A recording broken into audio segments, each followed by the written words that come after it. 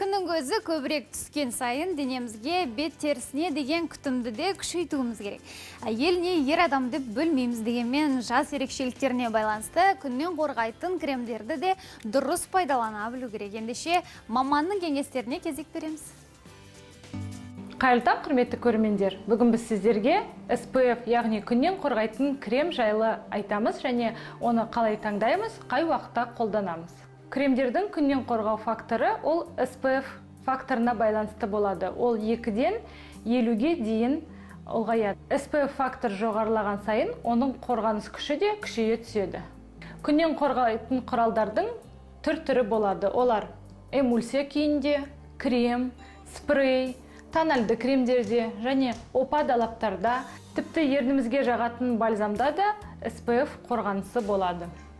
SPF-ті таңдауға келгенде, сіздің теріңіздің типіне байланысты, оны өзіңізге қандай күйі теріңіздің типіне жақсы болады, яғни олар майлы болады, эмульсия күйінде. Мысалы, мынау спрей түрін макияждан соң, немесе опа далабыңызды жаққаннан соң, қорғау күйінде пайдалануға болады. Мысалы, кейбір майлы SPF кремдер бетіңізді тітіркендіріп, аллергияға ұшырап, бетіңізді бүлдіруі мүмкін. Сондықтан бетіңіз майлы болса, жеңіл түрлерін қолданғаныңыз абзал.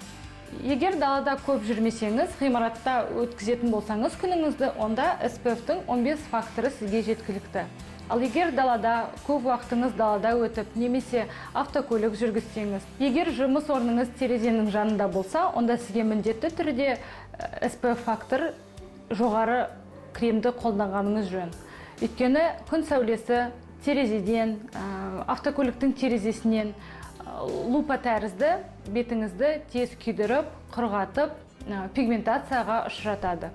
Жалпы күннен қорғайтын кремді жыл бойы пайдаланған жөн. Себебі қыстың күні таулы аймақтарға, экспедицияға шықсаңыз, міндетті түрде күннен қорғайтын крем қолданасыз. Өйткені қардың беті аппақ болып, оған күн шағылысқан сайын бетіңізге неғұрлым ультракүлгін сәулесі түседі.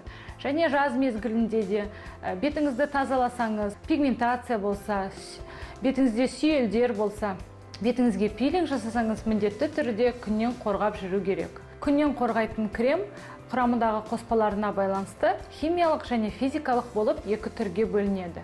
Химиялық кремдер теріге тез сіңеді де күн сәулесін жылу энергиясына айналады.